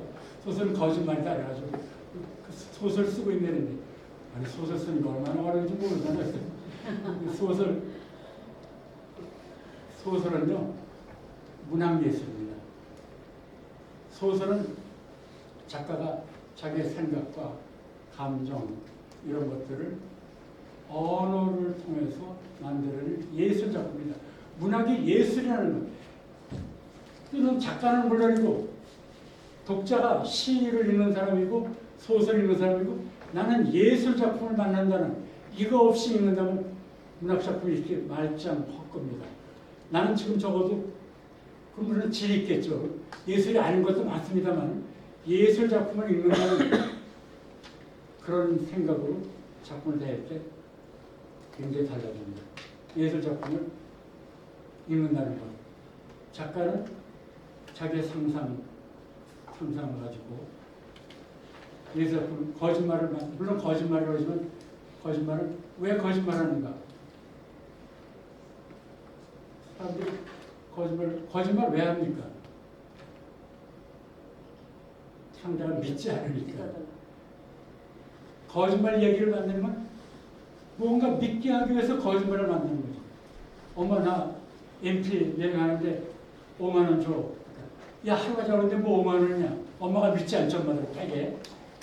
아이들이 좀 삥땅한다고 생각하고 엄마 옆집에 걔는 우리 거기 갔다 왔는데 그 담임선생님이 물어서 우리 담임선생님 거기 연구가 있거든. 걔는 10만 원씩 내고 갔다 온 거야. 근데 우리는 5만 원이니까 엄마가 걔 거짓말한 거죠. 그러니까 아들을 믿으니까 이제 믿었죠. 우리 아들은 5만 원이라 벌면서 갔다 오구나. 그러니까 아들의 말을 믿었기 때문에. 그러니까 우리가 거짓말하는 이유는 우리가 이성상 거짓말하는 이유는 상대가 믿으면 거짓말 안 합니다. 믿게 하기 위해서. 그 소설은 한마디로 해서 거짓말을 통해서 거짓말 이야기를 만들어 통해서 뭔가 믿게 하기 위해서 하는 거죠. 그럴 때 소설이 이제 그 상상을 통해서 뭔가 믿게 하기 위해서 이제 거짓말을 하는 것인데 그 거짓말하는 사람이 자기 어떤 확신 같은 거, 자기 마음속에 어떤 이걸 작품을 만드는데 내가 거짓말을 만드는데 상대가 믿지 않을 거라는 이런 생각, 그런 조바심 속에서 작가들은 뭔가 믿게 하기 위해서 실제 있는 얘기를 해가지고는 믿지 않아요. 그러니까 믿게 하기 위해서 거짓말을 하나의 만들어내는 겁니다. 거짓말 구조를 통해서. 그러니까 엄마, 걔는 그 선생님은 거기 우리 5만 원밖에 안 받는 게 뭐 전 옆에 선생님은 어떻게 봤죠? 착하게 해서 그 엄마를 어떤 중심의 진리에 다가가게 하기 위해서 거짓말을 하는 거예요. 거짓말. 그래서 우리가 소설을 본받고 살아요. 작가는 거짓말 이야기를 만드는 거다. 거짓말을 하는 거다. 그렇지만 그 거짓말을 무언가 믿게 하기 위해서 꾸며내는 것이다. 그 무언가 믿게 하기 위한 것. 여기에 이제 읽을 때, 소설 읽을 때 자기 마음속에 이제 작가는 거짓말을 통해서 뭔가 믿게 한다. 그 무엇을 믿게 할 것인가? 이 세상에 있는 모든 가치, 의미, 질서 이런 것들이 좀 잘못됐다고 생각하는 거죠. 내가 쓰는 이 얘기를 통해서 새로운 질서, 새로운 가치, 새로운 의미를 내 이야기 속에 담아가지고 독자들이 그걸 믿게 하는 것. 믿게 하기 위해서 거짓말한다. 믿어주면 거짓말할 필요 없어요. 믿게 하기 위해서 거짓말을 꾸미는 이런다는 것을 하는데 그것이 바로 예술행위, 미적 가치를 찾는 그런 노력이 다르지 않다는 것. 소설도 하나의 미학적인 측면에서 봐줘야 된다는 것. 소설은 단순한 거짓말 얘기라는 거다. 얕볼 것이 아니라 소설은 저 사람이 왜 거짓말을 할 것인가. 이것을 좀 짚어내려고 하는 것. 거짓말 저 이면에는 뭔가 얘기하고 싶어 하는 게 있을 거다. 제가 쓴 소설에 좀 학생들이 많이 읽는데 우상의 눈물이라는 거 있죠. 우상의 눈물. 우상의 눈물이라는 게 제목부터 좀 수상하죠. 우상의 눈물을 흘린다? 그러니까 우선 긴장하죠. 우상의 눈물. 우상의 눈물. 그 우상에 대해서 생각을 해야죠. 우상. 이거는 한 아이가 아주 악독한 아이가 모든 사람이 나쁜 아이라고 규정하고 선생님도 나쁜 아이라고 반장도 걔는 나쁘다 그래서 걔를 교화시키려는데 알아보니까 교화시키려고 하는 그 선생님 방법 그 반장 아이들 그 아이가 사실 그 악이 더 나쁘다 이거죠. 그 아이의 악을 나쁘다고 교화시키려고 하는 그 사람들이 더 무서운 악이다. 이런 생각을 가지고 쓰는 거죠. 그래서 거짓말하는 거죠. 그 거짓말을 만들어내는 거죠. 그래서 여러분들이 소설 읽을 때 이 얘기는 거짓말 얘기다. 그렇지만은 이 얘기 속에는 그 뭔가 자기 하고 싶은 얘기를 거짓말을 통해서라도 끌어오려고 하는 것이 있다. 그 중국의 어떤 기억이 금방 안 납니다만 작가가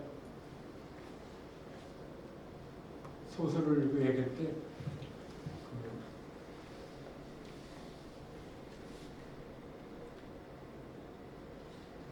그냥 얼버무리는 거. 이렇게 얼버무리면서 그렇지 막 얼버무린다는 거. 이 얼버무려서 사실은 진실을 이 사람은 나쁘다라고 얘기하는 것보다 나쁠 수 있다는 걸 이렇게 넌지시 다른 얘기를 이렇게 꾸며서 보여주는 게 소설이라는 걸 생각하시면 합니다. 제가 그 얘기를 시간이 됐네?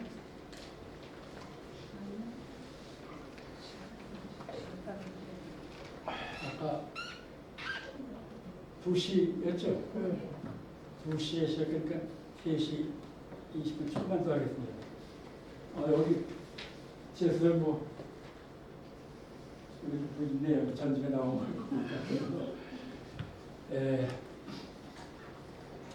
저는 하여튼 소설을 쓰면서 거짓말 얘기라는 거를 제가 사람들한테 강조합니다.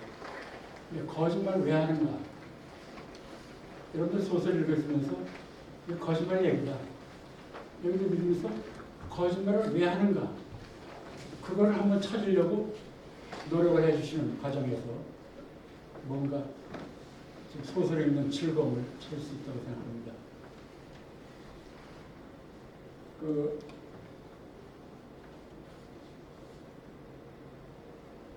제가 굿이라는 소설을 요새 처음 냈는데요. 소설은 거짓말 얘기라고 저는 얘기합니다. 거짓말 얘기. 거짓말은 왜 하는가? 우리가 소설 읽을 때 이건 내가 거짓말이라고 생각하면서 읽는 거죠. 거짓말 왜 하는가? 거짓말을 하지 않고는 어떤 진실을 이야기하는 방법으로 거짓말 얘기를 만드는 거예요. 그럼 거짓말을 얘기를 만들 때 그 사람의 마음에 어떤 중심이 있지 않습니까? 내가 이 거짓말을 왜 만드는가에 대한 자기 나름대로 어떤 철학이 그게 있을 때 거짓말에 자신이 보는 거죠. 또 우리가 이서부어들 이서부가 전부 거짓말하니까 거짓말을 통해서 어떤 뭔가 얘기하고 있는 거죠. 근데 소설을 통해서 어떤 진리를 얘기하고 뭐를 하면서 얘기하는 건 아니지만 그래도 작가가 어떤 거짓말을 할 때는 그 속에 얘기하고자 하는 것. 다른 말하기를 통해서는 진실 내놓고 얘기하잖아. 근데 문학은 빗대거나 비유하거나 이렇게 감추면서 은근히 이렇게 무언가 얘기하고 싶어 하는 거죠. 소설을 읽을 때 그 작가가 거기서 내비친 어떤 그런 거를 찾으려고 하는 노력이 상당히 필요하다고 생각합니다. 제가 오늘 나머지 시간은 사실 저희가 얘기할 때 길게 얘기 안 했는데 오늘 많이 했는데 여러분들이 질문을 통해서 저기 얘기하거든요. 오늘 제가 질문하는 것 같아서 어떤 얘기도 해줬습니다. 질문 한번 해주시면 제가 답하는 식으로 해드리겠습니다. 네. 소설 작가님하고 또 만화 작가님하고 차이가 어떻게 있다 생각하십니까? 만화 작가님, 웹툰 작가. 웹툰 작가. 요즘 말 웹툰 웹툰하고 작가님 웹툰 작가도 웹툰 작가가 들으면 큰일 나겠지만 그것도 하나의 예술 장르거든요. 예술 장르지만 그것은 좀 그거는 좀 판타지적인 좀 현실 세계를 현실 세계 사고 현실에서 느끼는 어떤 그런 거를 넘어서는 그런 걸로 하는데 거기에 문학 작품이 보여주는 그런 어떤 진실성도 물론 있겠지만 그건 어떤 좀 같은 허구지만은 거기에 잘못 얘기해도 큰일 나는데 좀그 알아가겠습니다. 좀 그런 면이 좀 있다는 거. 그런 면도 있죠. 그러니까 우리 소설로 말하면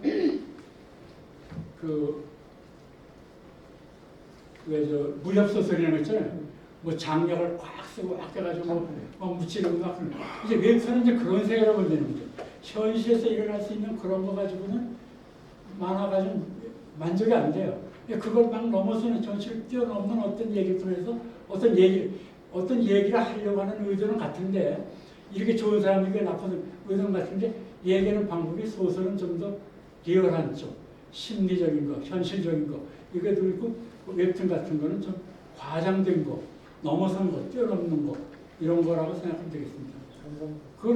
그것도 하나의 예술이긴 한데 이제 우리가 말하는 그런 예술 범주는 조금 더 벗어나는 거죠.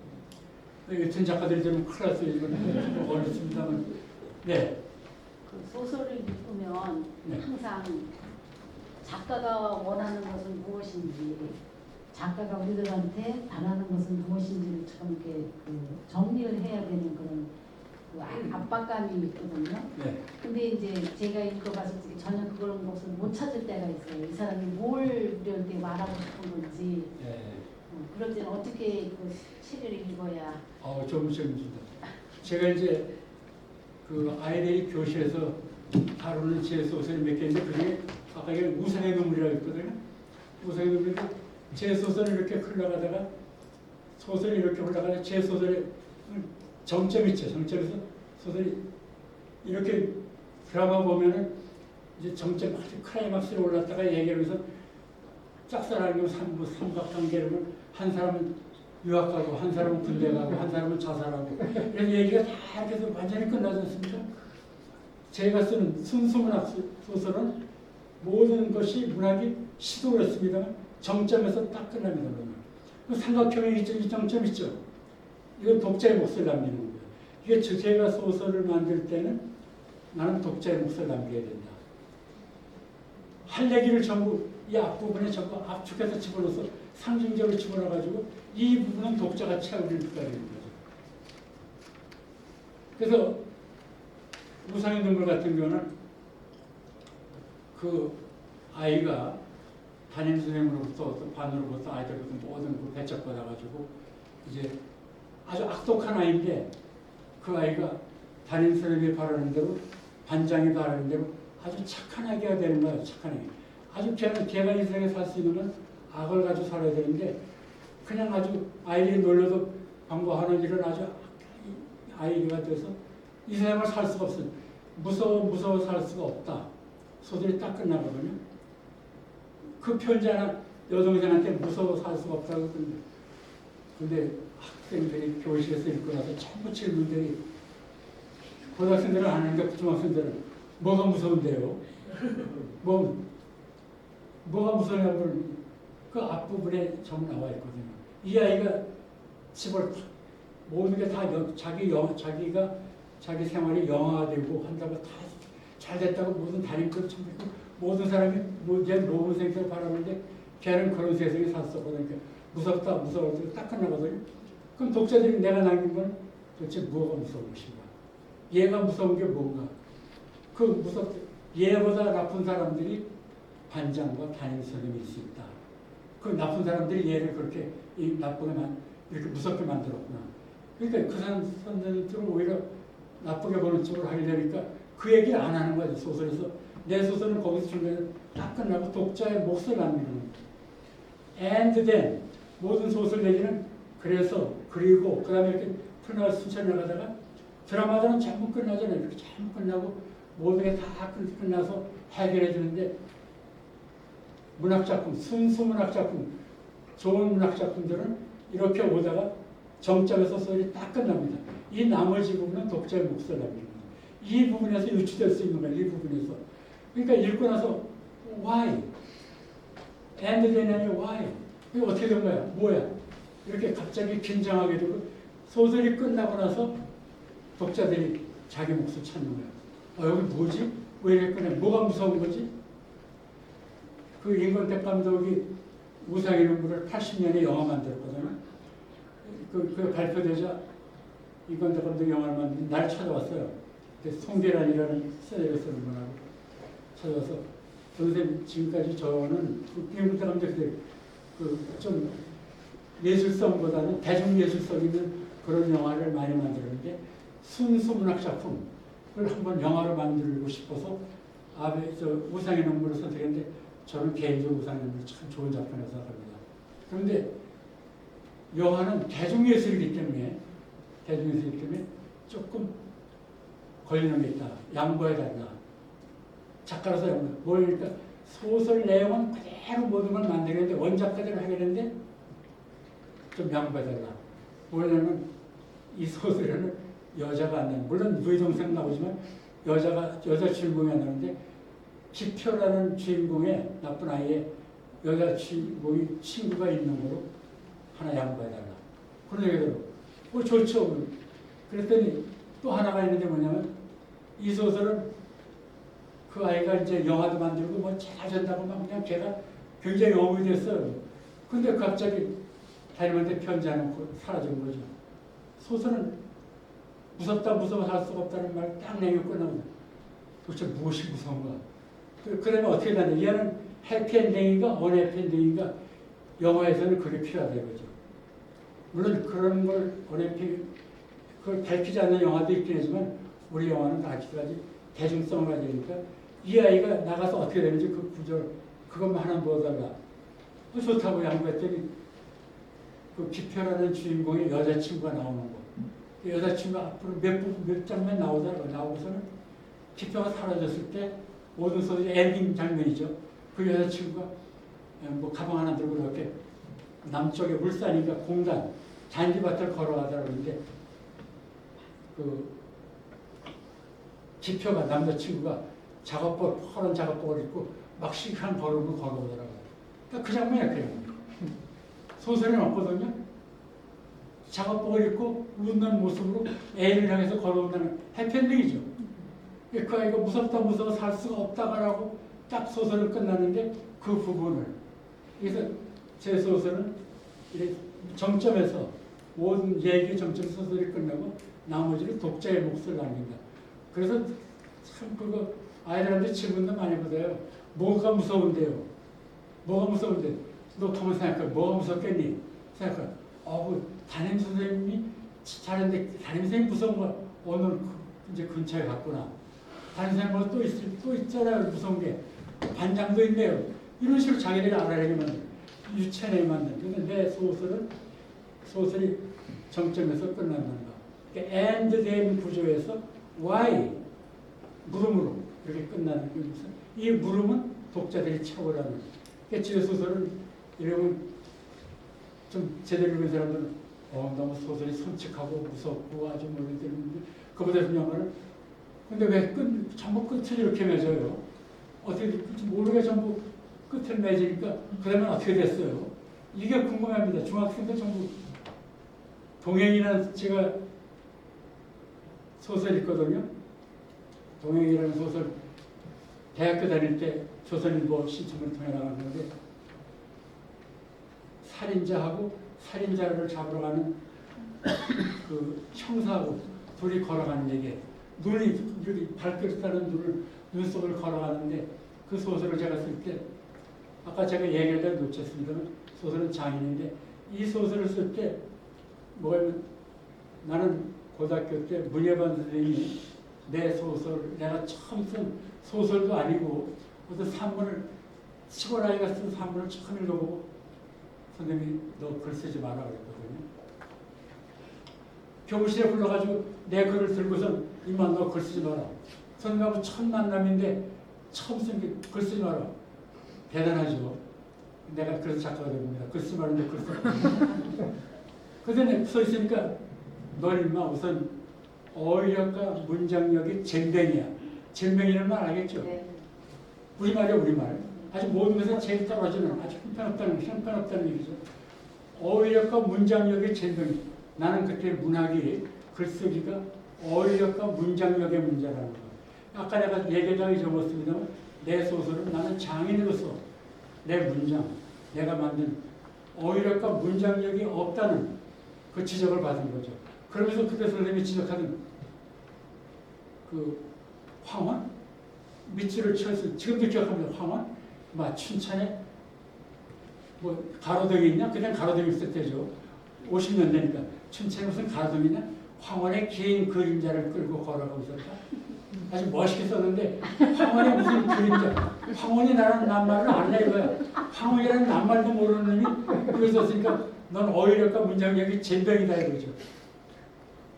그때 저는 그러면서 이제 선생님이 던져주는데 이게 뿔뿔이 흩어졌어요.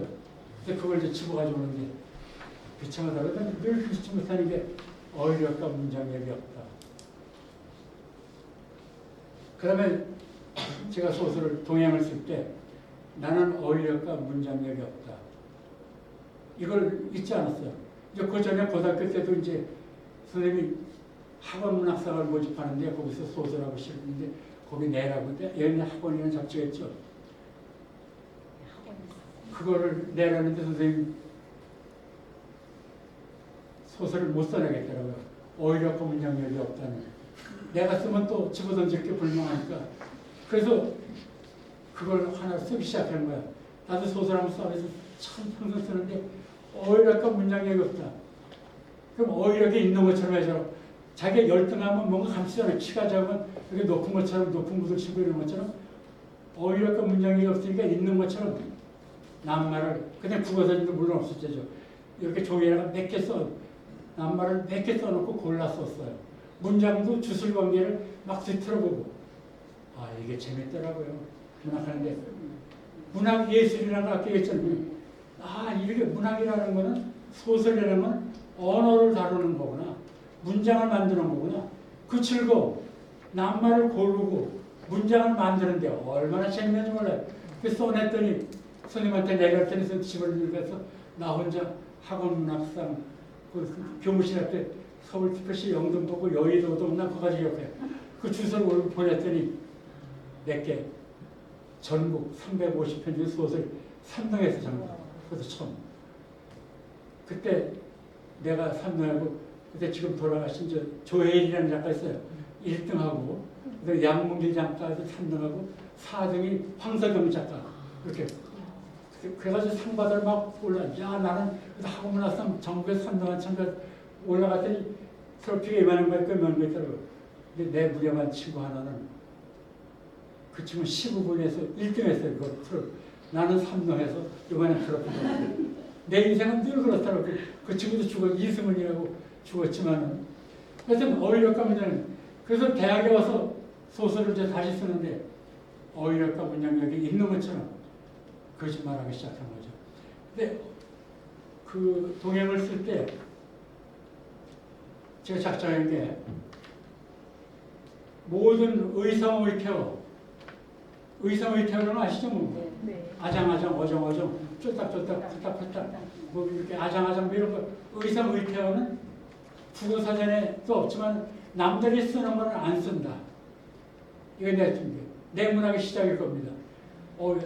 남들이 쓰는 그런 말은 안 쓰고 자꾸 눈이 쏟아져 내려서 물이 어떻게 흐르고 바지가랑이 눈이 엉킨 되거럭거리는 소리 저건 내가 만들었어요. 의성한테는 만들어도 괜찮잖아요. 뻐꾸기 소리도 그때부터 뻐꾸기도 뻐꾹 내가 들을 때는 뻐꾸기 아니에요. 뻐꾹 그게 들리더라고요. 의성의태는 그렇게 들으면 들리는 거거든요. 전부 그런 철학을 가지고 내가 글쓰기 시작된 겁니다. 그 다음에 웃음소리. 그 소설 속에 맨 끝에 형사하고 살인자하고 걸어가다가 살인자가 이제 10년 만에 형무소에 들어와서 그날 살인했거든요.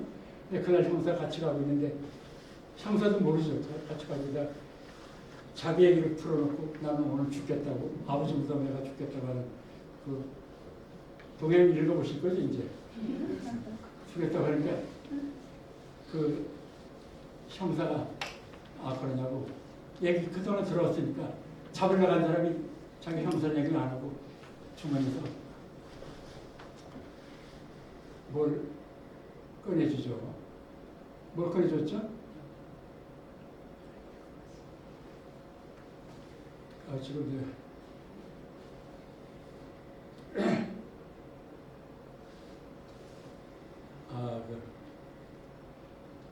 그 주머니에서 권총을 꺼내는 줄 알았더니 권총을 꺼내지 않고 뭐를 꺼내면서 지금도 깜빡하네.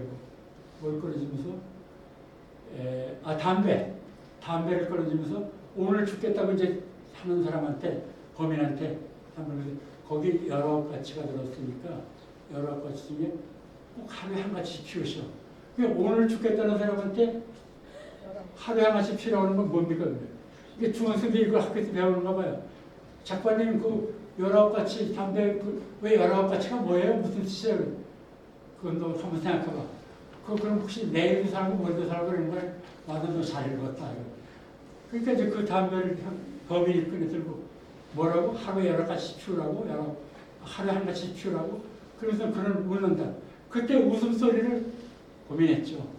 허허허, 히히, 뭐 별걸 다 생각하다가 딱 떠오른 게 나는 그 어휘력과 문장력이 없으니까 있는 것처럼 문법을 파괴해보자. 그래가지고 히읗 만 쓴 거야 내가 처음. 그때 대학 가서 영문 소설 읽는 생각을 하는데 비행기 소리를 제트 썼더라고 제트. 그래서 맨 끝에 히읗 그렇게 웃었다 이렇게 썼거든요. 이랬더니 그게 63년도 조선이에요. 그 다음에 내 모든 소설의 웃음소리는 독자의 몫을 나겠죠. 문법을 파괴함으로써 내 창의성, 크리에이티브를 살린 거죠. 의성의태학을 내 마음대로 쓰겠다. 내가 만들어 쓰겠다. 그러니까 그 다음에 출판사에서 책 나올 때마다 내 모든 어떤 음울한 웃음소리, 아주 기가 막힌 웃음소리는 하도 아니고 허도 아니고 히읗만 썼거든요. 그 다음에 이제 거기서 그랬지만 물방 시잖아요. 그럼 평평물 피읍하고 이음 써서 그걸 쓴다다. 이런 재미를 내가 글 썼거든요. 그래서 그걸 썼더니 이제 그게 상당히 이제 독자들께 출판사에서 전화가 많이 왔어요. 저는 아니 작가님 뭐가 착각하신 것 같은데 히읗만 쓰는데 우리말은 모음이 써야 되거든요. 모음이 생각되는데 이거 음입니까? 우입니까? 뭐 그 말씀하세요. 아니 그대로 써요. 그대로 쓰면 안 돼요. 우리말 이러면 그대로 써보세요. 그랬더니 요즘은 아이들이 채팅으로 다 쓰잖아요. 내가 시조입니다. 그러니까 내 글쓰기의 시초가 이제 그런 거죠. 그래서 동양을 그 동양이 그렇게 담배를 치면서 하루에 한 번씩 피우시오 그랬더니 그게 아이들이 질문할 땐 뭔지 모르죠. 그리고 죽지 말고 살아라.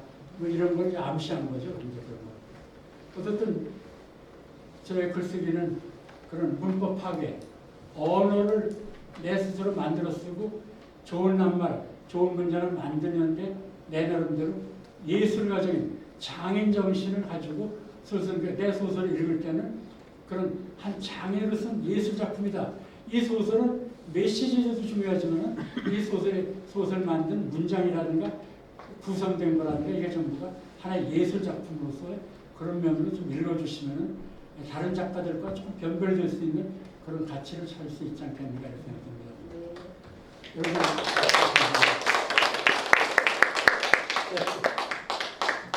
한국 선생님 강연 정말 즐겁게 들으신 것 같은데요. 저희가 오늘 참석하신 분들 위해서 이제 선생님 모시고 저희가 소소한 작은 선물을